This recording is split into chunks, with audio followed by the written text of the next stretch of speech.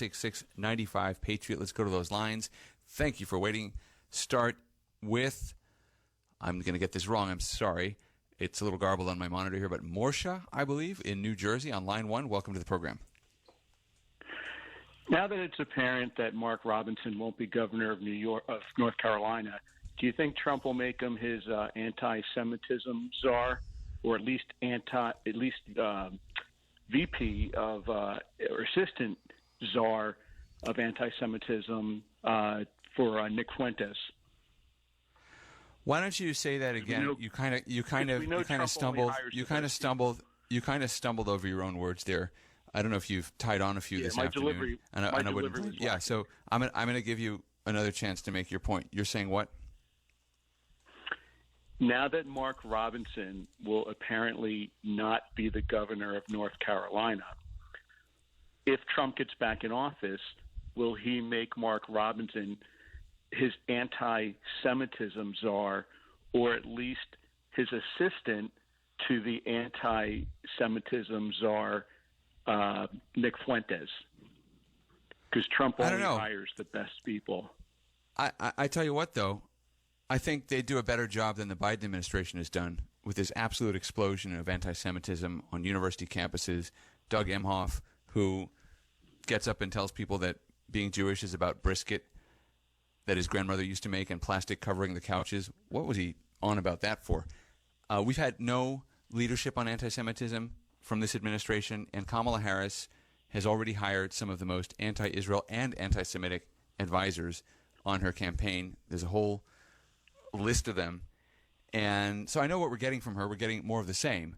So if Donald Trump hired... Any black Nazis like Mark Robinson? Yeah, he could hire anyone he wants and they'd do a better job. He could hire this empty coffee cup on my desk and they'd do a better job than Kamala Harris has done and Joe Biden. And the crazy thing is that the leaders of my community, the American Jewish community, are so in the tank for the Democratic Party that they are out there smearing the president with the best record on Israel since Harry Truman, and who's been a great friend to the Jewish people. And, I can't understand that behavior. What I do understand is this interview we've got up at Breitbart of the Muslim mayor from Michigan who's decided to endorse Trump because he's not happy with Biden and Harris either, but who understands that when you don't like what the administration in power is doing, you support the alternative. Jews have sat through this ridiculous administration supporting, as Joe Biden says, the anti-Israel demonstrators, the anti-Semitic demonstrators, saying they have a point in Chicago outside the Democratic convention.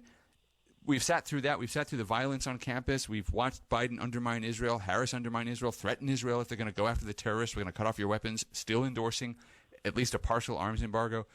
And yet we're going to vote for the same party? This is what the American Jewish leadership want because Trump told Jews at a banquet that he should be doing better than 40% in the polls. It's totally ridiculous. But Can I make two comments? 30 seconds to you. Sure. I don't understand this Muslim mayor because all we're told by you guys is that Biden is horrible towards Israel. So you would think that that this guy would want to back Biden and Harris since they're clearly so anti-Israel. I don't understand why he would want to support Trump. That kind of flies in the face of what you guys have been preaching all this time. The other comment I want to make is without a doubt, Trump was the most pro-Israel president.